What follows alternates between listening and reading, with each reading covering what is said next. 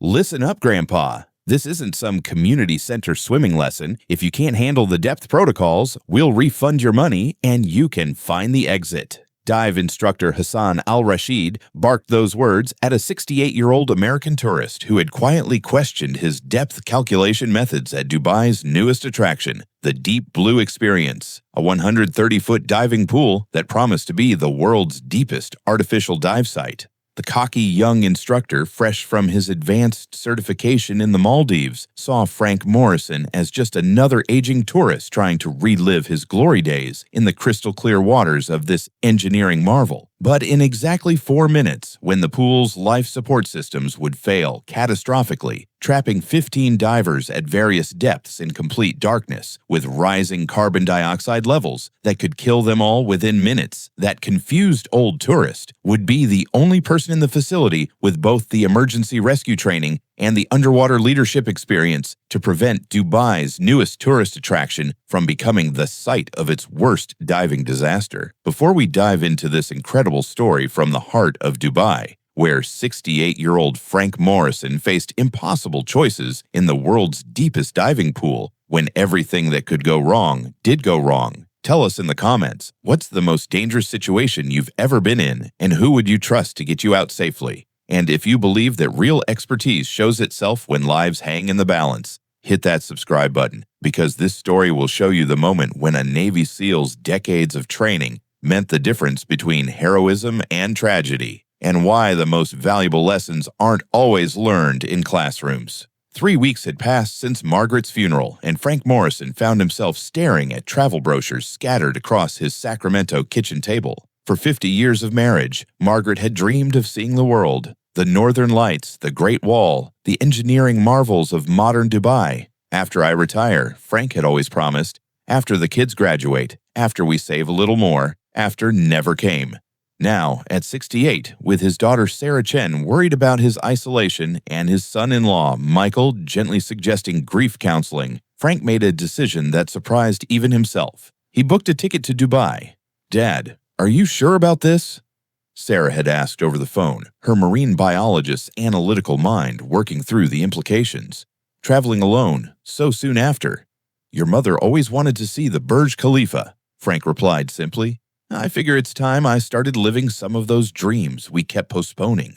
Dubai hit Frank like a physical force, the impossible architecture reaching toward the sky, the desert heat shimmering off glass towers, the constant hum of construction and ambition. He spent his first 2 days walking the marina, visiting the observation decks, feeling simultaneously awed by human achievement and profoundly alone in the crowd. On his 3rd morning, wandering through the Dubai Mall, Frank discovered something that stopped him cold. An advertisement for the Deep Blue Experience. 130 feet deep, crystal clear water, professional instruction available. Experience the depths without the ocean. The engineering marvel promised controlled conditions, perfect visibility, and the deepest artificial dive possible. For a man who had spent decades in the water, sometimes saving lives, sometimes taking them, always respecting the power of the deep, it represented something he couldn't quite name. Curiosity, maybe, or the need to feel competent at something again. The facility exceeded even Dubai's typical standards for excess. Glass elevators descended alongside the massive cylinder of crystal-clear water, offering spectators a view of divers at various depths. Multiple platforms at 30, 60, 90, and 120 feet allowed for gradual acclimatization. The entire structure pulsed with subtle blue lighting, creating an otherworldly atmosphere. Frank arrived for the 2 p.m. advanced group session, having certified his experience level honestly, former military, extensive diving background, comfortable to technical depths. The intake form asked for specifics. Frank simply wrote U.S. Navy underwater operations and left it at that. The dive instructor, Hassan al-Rashid, was everything Frank had learned to be wary of in his decades underwater. Young, overconfident, and more interested in impressing clients than ensuring their safety. 28 years old, with perfectly styled hair and designer diving gear, Hassan moved through his pre-dive briefing like a man performing for cameras.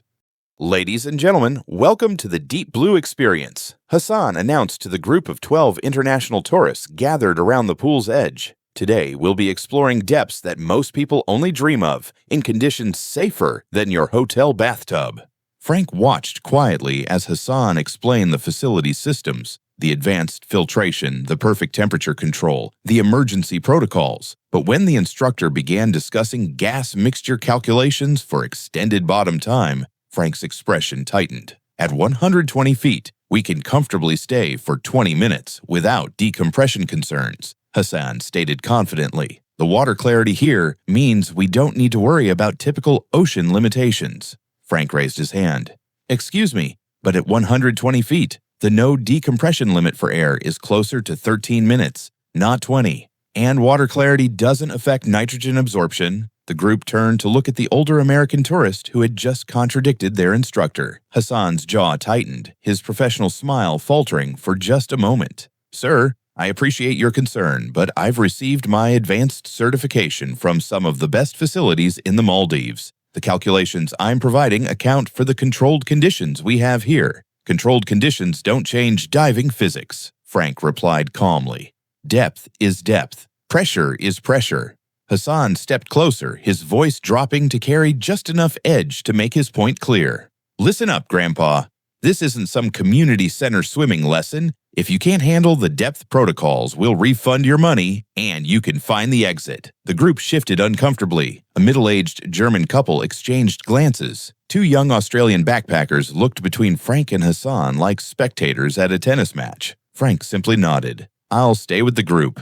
Just wanted to make sure everyone had accurate information. What I'm providing, Hassan said, his voice rising slightly, is professionally certified instruction from someone who's actually qualified to teach at this facility. Now, if there are no more interruptions from the peanut gallery, let's get suited up. The group divided into skill-appropriate clusters as they began their descent. Hassan led the advanced group. Frank, two experienced technical divers from Norway, and a diving instructor from Japan who was visiting Dubai on vacation. At 30 feet, they passed the intermediate group, 4 recreational divers from various countries, working on their deep diving certifications. At 60 feet, they encountered the adventure group, 6 tourists getting their first taste of serious depth. Supervised by Hassan's assistant, a young Emirati woman named Layla, who seemed far more concerned with actual safety protocols than her supervisor. At 90 feet, they reached the technical platform where 2 professional divers were testing equipment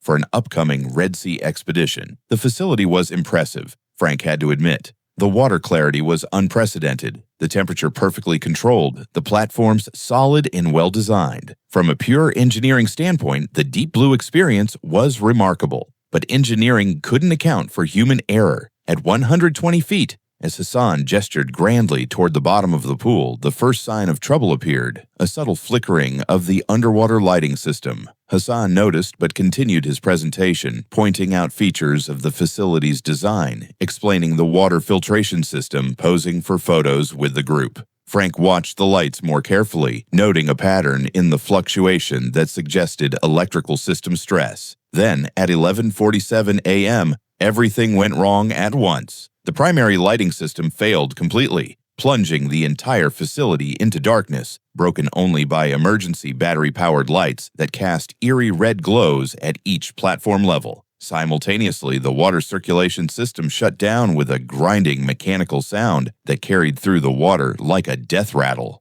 Most critically, the carbon dioxide scrubbing system, designed to maintain perfect air quality in the enclosed environment, went offline with a series of electronic beeps that echoed through the facility's speaker system. In the sudden darkness and confusion, Frank heard what Hassan couldn't, the sound of panic beginning at multiple depth levels. Hassan's response to the emergency revealed everything Frank needed to know about the young instructor's actual experience level. Instead of immediately initiating emergency ascent protocols, Hassan fumbled for his underwater communication device, his movements sharp with panic. Frank watched for exactly 10 seconds, assessing the situation with decades of training that had kept him alive in far worse conditions. 15 people at 4 different depth levels, rising CO2 that would become dangerous within minutes in the enclosed space. Panicking divers who could make fatal mistakes in the darkness. Someone needed to take control immediately. Frank activated his own emergency light, a simple but powerful LED that cut through the darkness like a beacon. With calm, deliberate hand signals that carried decades of authority, he got Hassan's attention. Emergency ascent. Now. All groups. I'll coordinate. Hassan stared at him through his mask, confusion and panic warring in his eyes. Frank didn't wait for permission, moving with swift, economical movements that betrayed no wasted motion or uncertain. He approached each member of the advanced group, checked their air supply, verified their condition, and initiated their emergency ascent using proper decompression procedures despite the crisis. At 90 feet, he encountered the two technical divers, both experienced enough to understand the severity of the situation. Frank used standard military hand signals to communicate. Emergency. Follow my lead. Help with others. They nodded immediately, recognizing competent leadership when they saw it.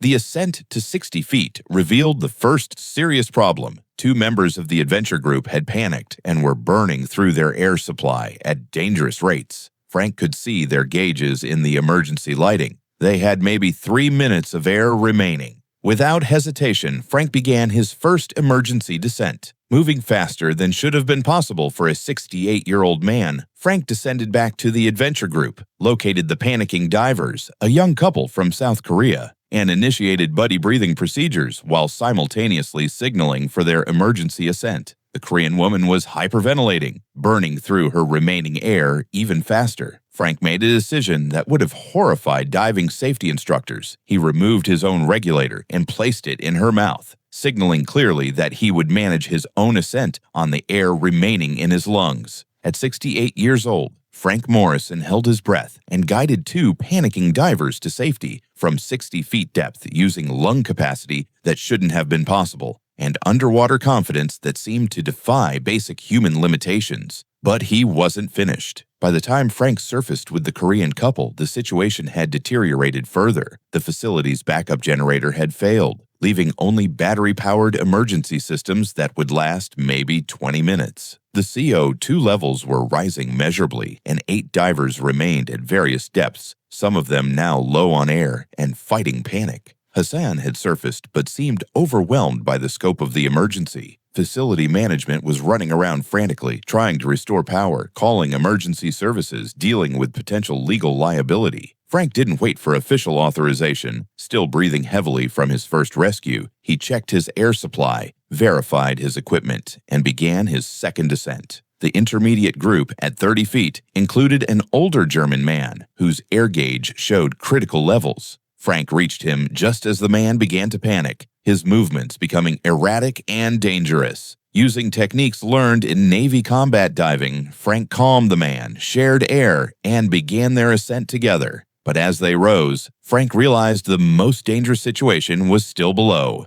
The two Norwegian technical divers had remained at 90 feet, trying to help with the emergency, and their extended bottom time meant they now needed proper decompression stops to avoid the bends. Most rescue divers would have left them for emergency services. Frank made his third descent. The Norwegians were experienced enough to understand their predicament. They needed to ascend slowly to avoid decompression sickness. But the rising CO2 levels meant they couldn't stay down much longer without risking carbon dioxide poisoning. Frank solved the problem with a technique that existed more in military diving manuals than civilian rescue procedures. He established himself as an intermediate safety stop, allowing the technical divers to decompress at 30 feet while he managed their ascent timing and monitored the facility's air quality through subtle changes he could detect in the water itself. His fourth and final descent was the most dangerous, returning to 120 feet to verify that no divers remained at depth, checking the facility's bottom for any equipment or people that might have been missed in the emergency.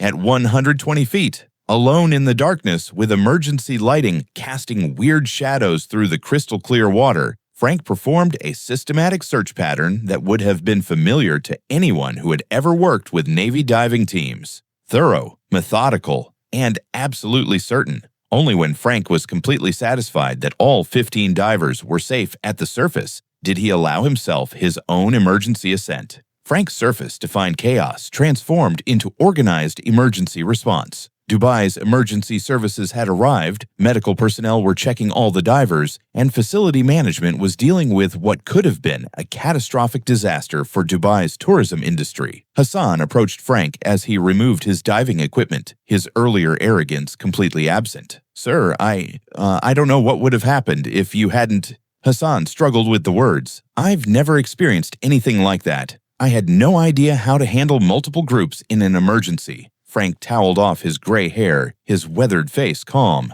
"Emergency training comes from experience, not certification courses. You did fine once you understood the situation." "I didn't do fine," Hassan replied honestly. "You saved 15 people. I froze." Before Frank could respond, a commotion near the facility entrance announced the arrival of someone important. 3 men in expensive suits approached, led by a figure who carried himself with the unmistakable bearing of wealth and authority. Sheikh Ahmed Al Maktoum, the Deep Blue Experience's primary investor, had arrived to assess what could have been a disaster that destroyed both lives and his business reputation. The sheikh was a man in his 50s, with the polished presence of someone accustomed to solving problems with resources and influence. He listened intently as facility managers explained the situation, reviewed security footage of the emergency, and spoke with Hassan and the other staff members. Then he approached Frank.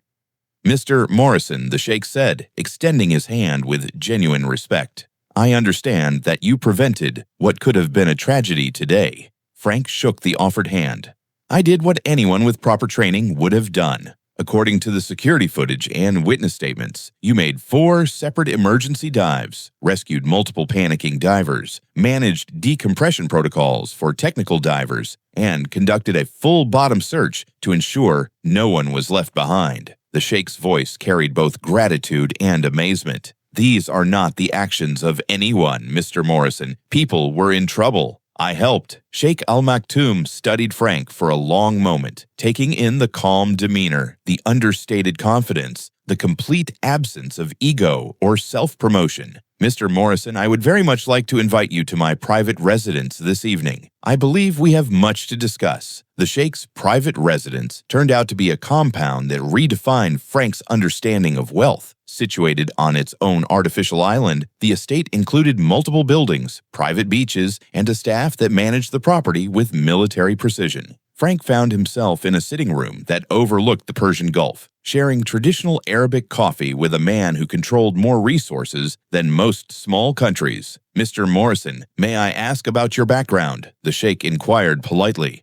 "I'm retired from California. And your diving experience?" "U.S. Navy. A long time ago." The sheikh smiled. "I have contacts in many places, Mr. Morrison. Your military record is quite impressive, though much of it remains classified." Frank said nothing, sipping his coffee and watching the sunset paint the Gulf in shades of gold and red. "What happened today could have destroyed my investment, certainly, but more importantly, it could have cost 15 lives. The facility will be closed for complete system overhaul, obviously, but the reputation damage alone—" The sheikh paused. "You saved more than lives today, Mr. Morrison. You saved my family's honor. I'm glad everyone is safe. I would like to offer you a position," the sheikh continued, "Director of Safety Operations for all of my marine facilities. The salary would be substantial. Housing on any of my properties worldwide, full staff support, the opportunity to establish world-class safety protocols for high-end tourism facilities." Frank set down his coffee cup carefully. "That's very generous." "You haven't heard the generous part yet," the sheikh smiled. $2 million annually, plus bonuses, private jet access for travel between facilities, and full authority to implement any safety measures you deem necessary, regardless of cost. For a moment, Frank allowed himself to imagine it. Margaret would have loved the travel, the luxury, the adventure of establishing safety protocols in exotic locations around the world. Private islands, unlimited resources, the opportunity to prevent disasters before they happened. Sheikh Al Maktoum, "I'm honored by the offer, truly honored." Frank looked out at the Gulf, thinking of Margaret, of his daughter Sarah, of his granddaughter Emma growing up in Sacramento. "But I'm afraid I have to decline." The sheikh's eyebrows rose slightly.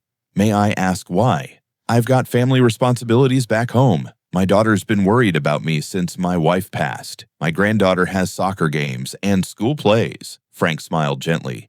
And honestly, I'm 68 years old. I did what needed doing today, but that was an emergency. I'm not looking to start a new career. Mr. Morrison, I could structure the position to accommodate your family obligations. Part-time consultation, seasonal work, whatever arrangement would— Frank held up a hand politely. I appreciate it, I really do. But some things are more important than money or adventure. I've got a life to get back to. The sheikh studied Frank for a long moment, then smiled with genuine respect. You know, Mr. Morrison, in my experience, the men who would be best at jobs like this are usually the ones who don't want them. Maybe that's why they'd be good at them. As the sheikh's driver prepared to take Frank back to his hotel, Sheikh Al Maktoum shook his hand one final time.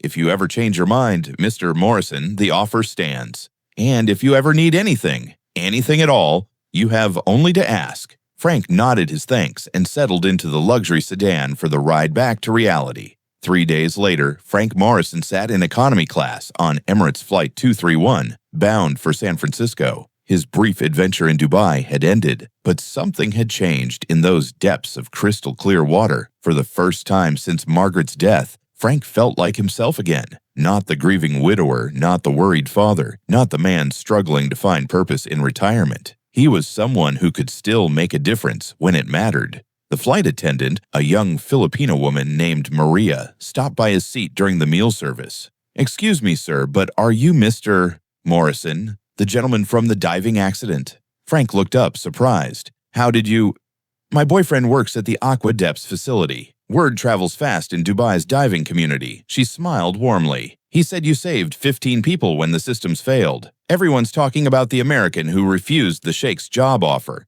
News travels fast." "In diving circles, yes, sir.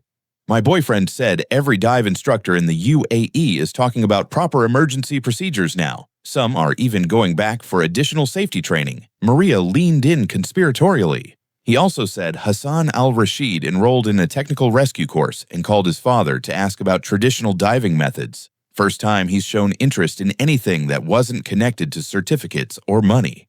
Frank smiled. "Sometimes it takes a crisis to show people what really matters. My boyfriend thinks the whole industry will be safer because of what happened. New protocols, better training, more focus on real experience instead of just paperwork." She straightened up as other passengers needed attention. "Just wanted you to know, sir, the ripples from what you did are spreading farther than you might think." As the plane leveled off at cruising altitude, Frank reflected on Maria's words. He'd gone to Dubai seeking something he couldn't quite name, maybe a connection to Margaret's dreams, maybe a sense of purpose, maybe just a reason to keep moving forward. His phone buzzed with a text from Sarah. "Dad, how is Dubai? Can't wait to hear all about it. Emma wants to know if you brought her a camel." Frank smiled, typing back. "No camels, but I've got some stories to tell. See you soon." As the plane climbed toward cruising altitude, Frank Morrison closed his eyes and thought about Margaret. She would have loved the sheikh's compound, would have been impressed by Dubai's impossible architecture, would have been proud of the lives he'd saved in that underwater crisis. But most of all, she would have approved of his decision to come home. Some treasures, family honor, the quiet satisfaction of doing what's right couldn't be bought with all the sheikh's millions or traded for all the adventures in the world. Frank Morrison knew this, and that knowledge was worth more than any job offer, no matter how generous. The most valuable things in life, he reflected as the plane carried him home, were the ones you already had.